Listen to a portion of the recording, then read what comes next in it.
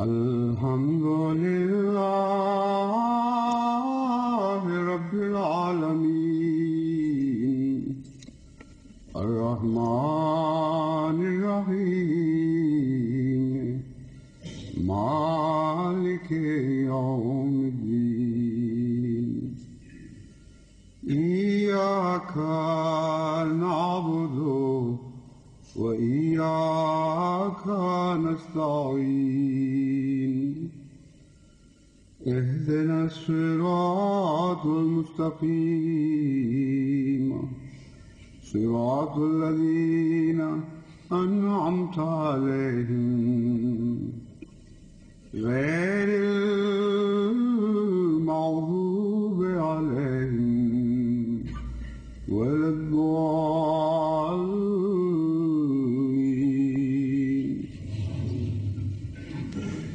أفغير الله يبتغي حكما وهو الذي أنزل إليكم الكتاب مفصلا والذين آتيناهم الكتاب يعلمون أنه منزل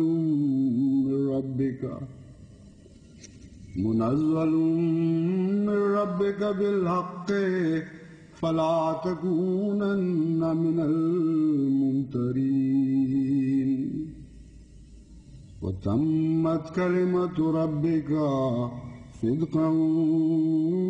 وعدلا لا مبدل لكلماته وهو السميع العليم. وإن تطع أكثر من في الأرض يضلوك عن سبيل الله إن يتبعون إلا الظن وإن إلا يخرصون. إن ربك هو أعلم من يضل عن سبيله وهو أعلم بالمهتدين. سورہ الانعام آیت 115 آیات 115 تا 118. ان آیات کا ترجمہ یہ ہے کہ کیا میں اللہ کے سوا کسی اور کی طرف بطور حکم رجوع کر سکتا ہوں، پسند کر سکتا ہوں کہ خدا کے سوا میرا فیصلہ کرنے والا کوئی اور ہو، حالانکہ وہی ہے جس نے ایک کھلی کھلی کتاب کو تم پر نہ تمہارے لیے نازل فرمایا ہے، اور وہ جو لوگ جن کی خاطر یہ کتاب اتاری گئی ہے جو اس کے مستحق ہیں خوب جانتے ہیں کہ وہ اللہ رب تیرے رب یعنی محمد کے رب کی طرف سے حق کے ساتھ اتاری گئی ہے. فلا تکونن من الممترین، پس اے مخاطب تو شک کرنے والوں میں سے نہ ہو. تمت کلمت ربک و تمت کلمت ربک صدقا وعدلا، سچائی اور انصاف کے لحاظ سے تیرے رب کا کلام درجہ کمال کو پہنچ گیا ہے. تمت اس پر بات ختم ہو گئی ہے. لا مبدل لکلماتہ، اور ان کلمات کو کوئی تبدیل کرنے کی طاقت نہیں رکھتا اور کبھی تبدیل نہیں ہوں گے. اور اللہ بہت دیکھنے والا اور بہت جاننے والا ہے. جہاں تک اکثریت کا تعلق ہے فرمایا وَإِن تُطِعْ أَكْثَرَ مَن فِي الْأَرْضِ يُضِلُّوكَ عَن سَبِيلِ اللَّهِ، اگر تو زمین میں اکثریت رکھنے والوں کی پیروی کرے گا تو یقیناً وہ تجھے اللہ کی راہ سے گمراہ کر دیں گے. وہ تو ظن کے سوا اور کسی بات کی پیروی نہیں کرتے، توہمات کے پیروکار ہیں اور محض اٹکل پچو کی باتیں کرنے والے لوگ ہیں۔ ہاں، تیرا رب یعنی اے محمد صلی اللہ علیہ وآلہ وسلم، تیرا رب وہی ہے جو سب سے زیادہ جاننے والا ہے کہ کون اس کے رستے سے گمراہ ہے، اور وہی ہے جو سب سے زیادہ جاننے والا ہے کہ کون ہدایت یافتہ ہے۔ قرآن کریم کی ان آیات میں بھی اور بہت سی آیات میں بھی یہ بات بڑی وضاحت کے ساتھ موجود ہے کہ جہاں تک حق و باطل کی تمیز کا تعلق ہے اور سچ اور جھوٹ کے فیصلے کا تعلق ہے، عددی اکثریت کوئی بھی حیثیت نہیں رکھتی، بلکہ بسا اوقات عددی اکثریت غلطی پر ہوتی ہے، اور بیشتر طور پر یہی دیکھنے میں آیا ہے کہ اگر اکثریت کی پیروی کی جائے تو انسان گمراہ ہو جاتا ہے، اور محض عددی اکثریت کی بنا پر کسی چیز کو حق تسلیم کر لینا ایک بہت بڑی غلطی ہے۔ حق و باطل کی تمیز کے اور ذرائع ہیں، مگر حکومت پاکستان کی طرف سے جو مبینہ کرتاس ابیض شائع ہوا ہے، اس میں سب سے آخری بات بڑے فخر کے ساتھ جو پیش کی گئی ہے وہ یہی عددی اکثریت کا ڈھول ہے جو پیٹا گیا ہے، اور تمام دنیا میں بڑے فخر کے ساتھ اس بات کو اچھالا گیا ہے کہ جماعت احمدیہ کے خلاف تو ہماری عددی اکثریت تھی، عوام کی اکثریت، قومی اسمبلی کی اکثریت، بلکہ اکثریت ہی نہیں، ان کا اجماع ہو چکا تھا ان کے خلاف، اور 100 سال کا یہ مسئلہ اٹکا ہوا،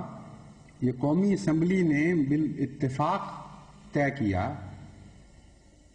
اس لیے اس کے بعد کسی اور دلیل کی ضرورت ہی نہیں رہتی ان کے جھوٹے ہونے کے لیے۔ حالانکہ امر واقعہ یہ ہے کہ کسی بات پر علماء کا یا عوام کا اتفاق ہرگز وہ سواد اعظم نہیں کہلا سکتا جس سواد اعظم کا حضرت اقدس محمد مصطفیٰ صلی اللہ علیہ وآلہ وسلم نے ذکر فرمایا ہے، اور تمام چوٹی کے علماء، گزشتہ بزرگان حضرت علی کرم اللہ وجہہ رضی اللہ تعالیٰ عنہ سے شروع ہو کر اس وقت تک کے علماء اس بارے میں کھلم کھلا اس بات کا اظہار فرما چکے ہیں کہ جہاں تک حضرت اقدس محمد مصطفیٰ صلی اللہ علیہ وآلہ وسلم کے سواد اعظم کا تعلق ہے، اس کا یہ معنی غلط ہے کہ اگر بھاری اکثریت علماء کی یا عوام کی ایک طرف ہو جائے تو وہ سواد اعظم ہے، اور جس بات کے حق میں وہ ہوں وہ درست ہوگی۔ اس کے برعکس حضرت علی رضی اللہ تعالیٰ عنہ نے یہ فرمایا کہ اگر تو اکیلا ہے حق کے اوپر تو ہی ہے جو سچ پیروی کے لائق ہے، باقی سب اکثریت بھی حیرت کرنے کے لائق ہے۔ حضرت امام راضی، حضرت امام ابن تیمیہ، حضرت امام قیم، امام راضی، کثرت سے ایسے علماء ہیں جو مسلمہ علماء ہیں، اور وہ اس سوال کو ایک کے بعد دوسرا اٹھاتے چلے جاتے ہیں اور واضح کرتے چلے جاتے ہیں کہ حق کی پہچان میں عددی اکثریت کو کوئی حیثیت حاصل نہیں، اور کھل کر یہ لکھتے چلے جاتے ہیں کہ ایک بھی تو اگر ہو اور حق پر ہو تو ہی ہے جو سواد اعظم کہلانے کا مستحق ہے، باقی کوئی سواد اعظم نہیں ہے۔ اس کے باوجود ان کا یہ ڈھلورا پیٹنا کہ چونکہ عددی اکثریت حاصل ہے ہمیں اور جماعت احمدیہ ایک معمولی اقلیت ہے، اس لیے ایک عظیم الشان اجماع ہو گیا ہے جسے کوئی اسلامی سند حاصل ہے، یہ بات بالکل درست نہیں۔ اس سلسلے میں چونکہ حوالے بہت زیادہ تھے وہ میں نے فی الحال چھوڑ دیے ہیں، چند حوالے بعد میں آپ کے سامنے پیش کروں گا، لیکن اس سے پہلے میں اب آپ کو یہ بتانا چاہتا ہوں کہ جس قومی اسمبلی کی اکثریت پر یہ نازاں ہیں،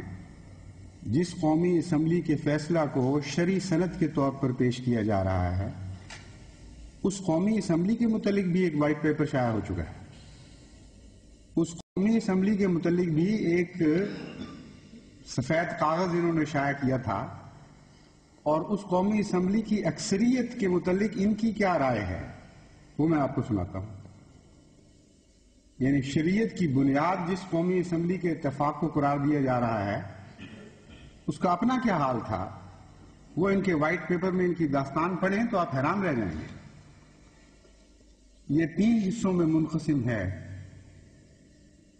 پہلا حصہ تو یعنی میں اس کو ان کی مضمون کے لحاظ سے 3 حصوں میں منقسم کرتا ہوں۔ پہلا حصہ ہے خاص بھٹو صاحب اور ان کے چیدہ وزراء کے متعلق، اور نام بنام ان کے کردار، ان کی اسلامی حیثیت، ان کے اخلاق اور ان کے اعمال کا تذکرہ چھیڑا گیا ہے۔ نہایت ہی بھیانک داستان ہے، جن کے سر اتنا عظیم الشان سیرا باندھا جانا تھا، ان کی اپنی اسلامی حالت کو جس طرح اسی حکومت نے جس نے ہمارے خلاف وائٹ پیپر شائع کیا ہے کھول کر بیان کیا گیا ہے، وہ تو تفصیل کے ساتھ میں آپ کے سامنے پیش بھی نہیں کر سکتا۔ بعض ایسی باتیں ہیں کہ پڑھتے پڑھتے شرم آنے لگتی ہے، بعض کے اکثر ایسی باتیں ہیں، لیکن بہرحال چند نمونے مجھے آپ کے سامنے مجبوراً پیش کرنے پڑیں گے۔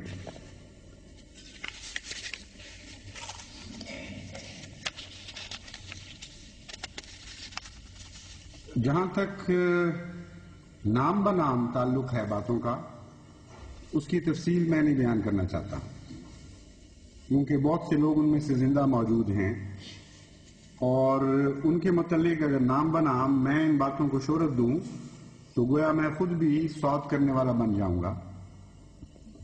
اور اصولی طور پر مجھے اس طریق سے ان کے اختلاف ہے۔ میں یہ پسند نہیں کرتا کہ کوئی بھی حکومت دنیا میں اپنے شہریوں کے متعلق کردار کشی کرے کسی معنی میں۔ اگر ان لوگوں میں شرافت ہوتی، انسانیت ہوتی، یعنی موجودہ حکومت میں، تو ان کا کام یہ تھا کہ جو مجرم ثابت ہوتے ہیں ان کے متعلق عدالتی چارہ جوئی کرتے، کھلی عدالتوں میں ان پر مقدمے چلتے، اور پھر عدالت کے جو فیصلے ہوتے وہ دنیا کے سامنے پیش کیے جا سکتے تھے، وہ بھی اگرچہ بعض اوقات دباؤ کے تابع عدالتی فیصلے بھی اپنی حیثیت کھو دیا کرتے ہیں،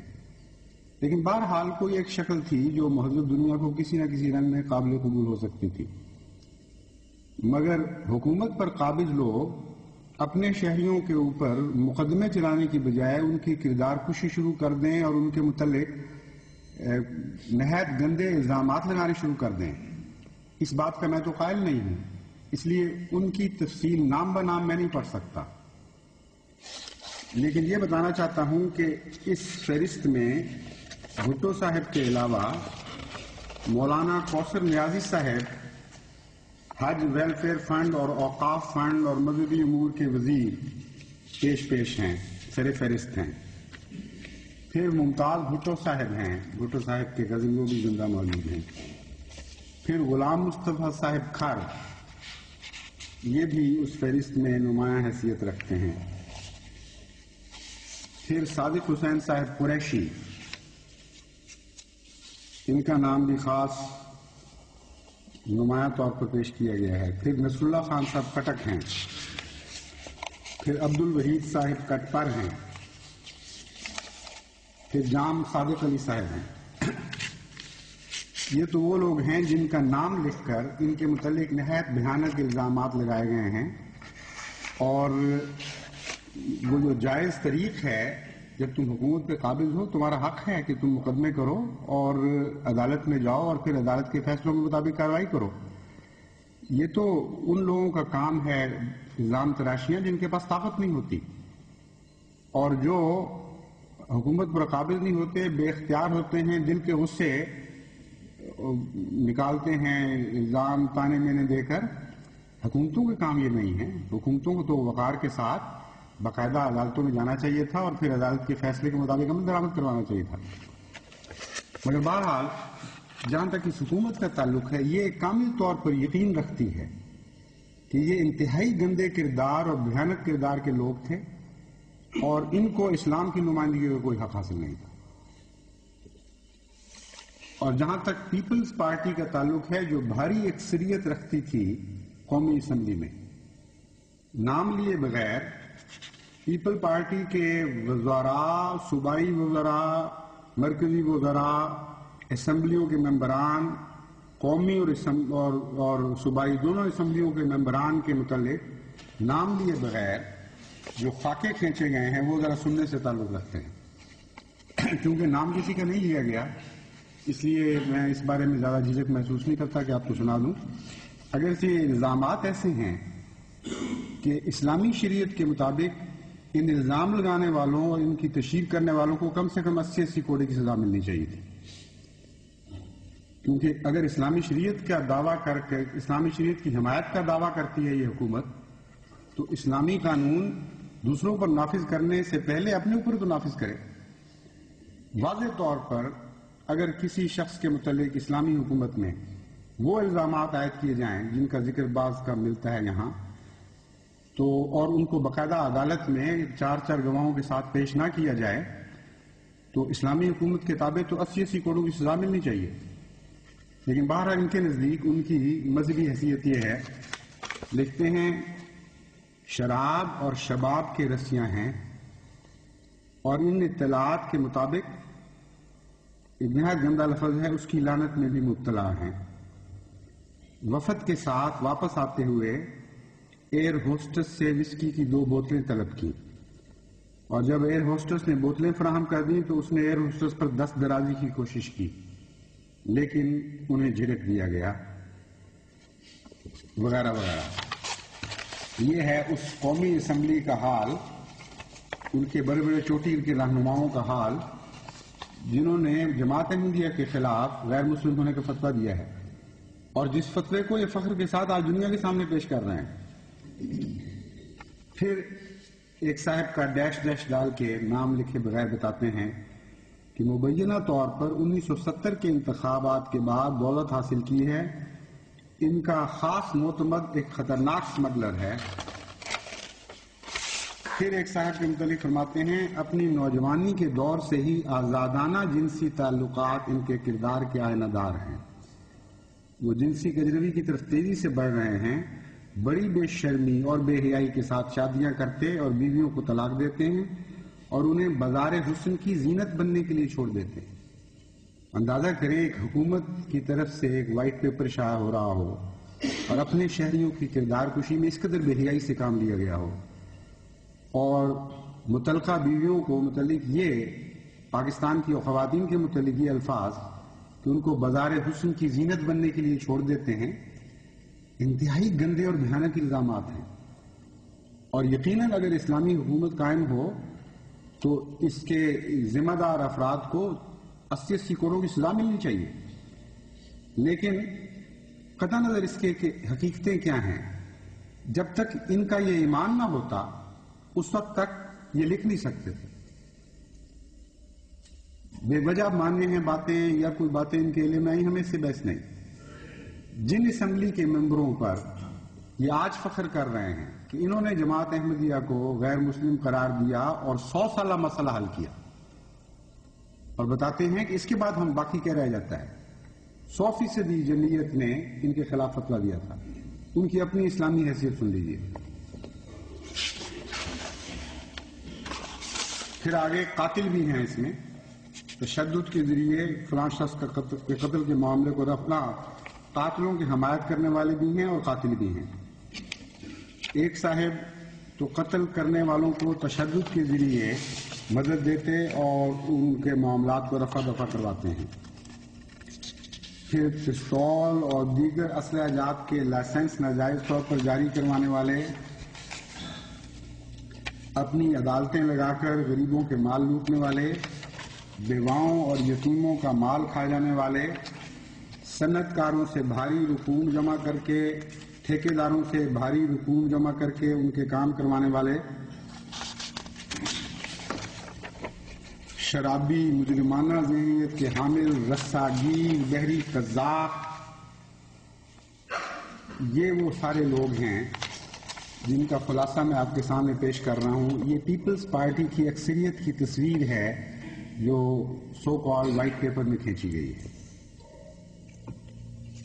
اور جہاں گزرے ہوئے 100 سال کی تاریخ گواہ ہے، سائے کی طرح سایہ فگن ہم پہ خدا ہے. گزرے ہوئے 100 سال کی تاریخ گواہ ہے، سائے کی طرح سایہ فگن ہم پہ خدا ہے.